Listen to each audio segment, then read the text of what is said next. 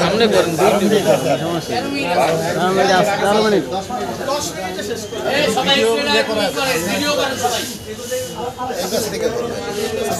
করেন একটু নিচে ধরে না সবাই মন দিয়ে শুনবেন আমার কথা। আপনারা সবাই নতুন এখানে, সবাই কেউ ওই লাইটটা বন্ধ করে দিতে পারেন। ওই লাইটটা অফ করে দেন আকাশ ভাই, ওই লাইটটা অফ করে দেন, ওই লাইটটা অফ করে দেন। আকাশ ভাই কি খালি ইফতার করতেই আপনাদেরকে ডাকছে, না আগামী দিনে আপনাদের ভবিষ্যৎ গড়ার চিন্তা ডাকছে, নাকি আপনার সমাজ বাস্তবায়নের জন্য ডাকছে? আকাশ ভাই কি শুধু ইফতার করাবে? আকাশ ভাই ওই লাইটটা অফ করে দিতে পারেন। আকাশ ভাই ওই লাইটটা অফ করে দেন। আকাশ ভাইয়ের ইচ্ছা হচ্ছে আপনাদেরকে নিয়ে আগামী ঐক্যবদ্ধ একটা প্ল্যাটফর্ম তৈরি করবে, ঠিক কি না? জি জি। কিভাবে আপনারা করবেন সেই আগেই বলেছেন দিক নির্দেশনা দেওয়ার জন্য। আমি এই দিক নির্দেশনাটাই দেবো। আমাদের এখানে আমিন ভাই এবং সাখাওয়াত ভাই অনেকেই গুরুত্বপূর্ণ বক্তব্য রাখছে। আমি ওই বক্তব্যের দিকে গেলে এটা সে আরও বক্তব্যের অনেক সময় পাবো, আপনাদেরকে বক্তব্য দেব। তবে আমি অত্যন্ত খুশি এবং আনন্দিত একজন সংগঠক হিসাবে। এই ড্রাইভারদেরকে ডাকি, আমি অনেক সময় অনেক জায়গায় ডাকে, অনেক প্রোগ্রাম করেছি। আজকের বাসান ঠেক অনুষ্ঠানটা দেখে আমি অনেক আনন্দ পেয়েছি যে ঢাকার শহর থেকে সদস্যদেরকে আকাশ ভাই এখানে উপস্থিত করতে পেরেছি। রামপুরা, সে আমার বাসা মানে বসুন্ধরা, সেখানকার মানুষ আছেন 13 নম্বর মিরপুর 14 নম্বর, এতগুলা মানুষ আপনি দাওয়াত দিয়ে এক জায়গায় করতে পেরেছেন। এজন্যই আমি আশা করি আকাশ ভাইয়ের মাধ্যমে আপনারা সবাই আকাশ ভাইয়ের হাতকে শক্তিশালী করবেন। আকাশ ভাইয়ের সাথে মিলেমিশে আপনারা বাসানটেক থানাটাকে কীভাবে আরও অগ্রসর করবেন, অগ্রসর করলে আপনারা একটা ইউনিটি করলে, আপনারা একটা প্ল্যাটফর্ম করলে আপনাদের লাভ কী, আমাদের লাভ কী, এদেশের ড্রাইভার সমাজের লাভ কী, সেখানে আমি 3 মিনিট কথা বলবো। আপনারা জানি আমরা এখানে যারা এখানে আজকের এই দাওয়াতে আসছি, আজকের শুক্রবার দিন কেউ হয়তো প্রাইভেট চাকরি করি, অফিসিয়াল যারা চাকরি করি তারা হয়তো ছুটি পাইছি, বা যারা প্রাইভেট চাকরি করি হয়তো খালাম্মাকে বলছি আগামী শুক্রবারে বিকেলে আমি আসতে পারবো না। কিন্তু আজকে যারা এখানে আমরা উপস্থিত হয়েছি, হাতে গোনা কয়েকজন মানুষ বাদে কেউ কিন্তু আমরা স্বাচ্ছন্দ্যভাবে উপস্থিত হইতে পারি নাই। স্বাচ্ছন্দ্যভাবে আমরা কেউ উপস্থিত হইতে পারি নাই। আজকের দিনে বাংলাদেশে কোটি কোটি টাকার ইফতার কিন্তু মানুষ স্বাচ্ছন্দ্যভাবে ফেলে দেবে, কেউ খাইতেও পারবে না। অথচ আমরা এখানে স্বাচ্ছন্দ্যভাবে কিন্তু উপস্থিত হতে পারি নাই। আমরা যদি 200 টাকা চেয়ে থাকি, 500 টাকা চেয়ে থাকি, অনেক কষ্ট করে হইলেও আমরা দিয়ে কিন্তু উপস্থিত হতে পারি। আমরা একটা কথার বাইককে জানি যে যার আছে সে দেয় না, আর যার নাই তারা দিতে চায়। সেই দলের লোক কিন্তু আমরা ড্রাইভাররা, আমাদের কিন্তু সক্ষমতা নাই, কিন্তু আমরা দক্ষ হিসাবে আমরা কিন্তু দিতে চাই, আমরা এই সমাজকে দিতে চাই। কিন্তু আমরা যে সমাজকে দেই সেইটা আমরা কিন্তু জানি না। আমরা যদি সমাজকে নাই দেই, কিন্তু সেই যে আমরা যে সমাজকে দেই, কিন্তু রাষ্ট্র যেটা আমাদের কাছ থেকে পায়, রাষ্ট্র আমাদেরকে সেটা দেয় না। এইটাই যে দুলাল ভাই বলছে বা আমিন ভাই বলছে যে আমরা পালাই যাইতে চাই, এই পালানের জায়গা থেকে আমরা এখন থেকে আমরা মর্যাদার জায়গা থাকাও, আমরা আর গাড়ি মাইরা দিয়ে আমরা দৌড়াবো না। আমরা পুলিশকে দেখলে আমরা দৌড়াবো না। পুলিশ দেখলে আমার কাছে এইসব স্যার বলতে বাধ্য হবে, পুলিশ আমার কাগজ চেক করবে। সেই জায়গায় আমরা এই সংগঠনের মাধ্যমে, এই প্ল্যাটফর্মের মাধ্যমে, এই ঐক্যবদ্ধ আন্দোলনের মাধ্যমে আমরা করবো।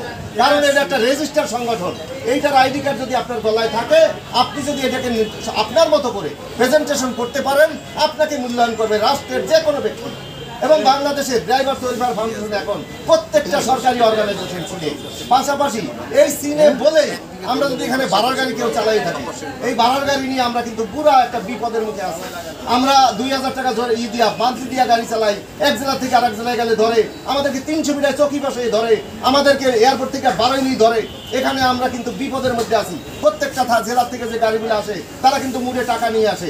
এইখানে মালিক থেকে ড্রাইভাররা বেশি লাভবান হয়। ড্রাইভাররা যদি চুরি চামারি করে যেতে পারে, যাই আসে কিন্তু 5,000 টাকা 1,000 টাকা খরচ দেখাই দেয়।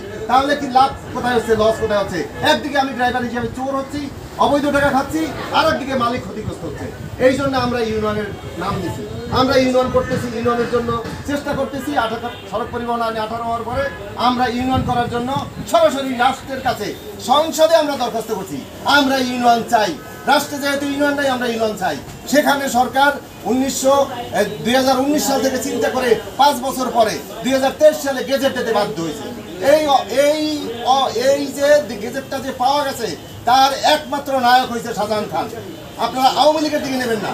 শাহজাহান খান হচ্ছে বাংলাদেশ সড়ক পরিবহন শ্রমিক ফেডারেশনের বিপ্লবী সভাপতি। তিনি 50 বছর এই ফেডারেশনের এই চালক সমাজকে নিয়ে আসে চেষ্টা করছে উন্নয়ন করার জন্য।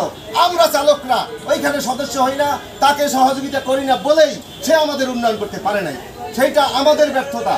আজকের আমি ড্রাইভার্স ওয়েলফেয়ার ফাউন্ডেশন নিয়ে আমি ঘরে ঘরে যাই, বুঝাই, কিন্তু কেউ আপনারা যদি ড্রাইভার্স ওয়েলফেয়ার ফাউন্ডেশনকে সহযোগিতা না করেন আর যদি পিছনে বসে বলেন কি হবে এইটা দিয়া, কি করব এইটা দিয়া, তাইলে আর ড্রাইভার্স ওয়েলফেয়ার ফাউন্ডেশনের সুবিধা আপনারা কিন্তু ভোগ করতে পারবেন না।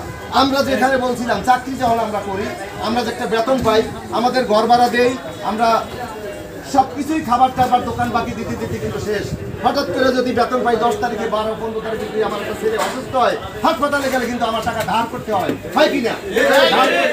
তাহলে আমরা আমাদের সবচেয়ে বেশি সমস্যা কোথায়? যেখানে 5টা মৌলিক অধিকার রাষ্ট্র আমাদেরকে দিয়েছে, যে জন্য এদেশে 30 লক্ষ শহীদ হয়েছে, 2 লক্ষ মা বোনের ইজ্জত গেছে, সেই 5টা মৌলিক অধিকার আমরা এই বিশাল শ্রমগোষ্ঠীর মধ্যে বন্টন হয় নাই।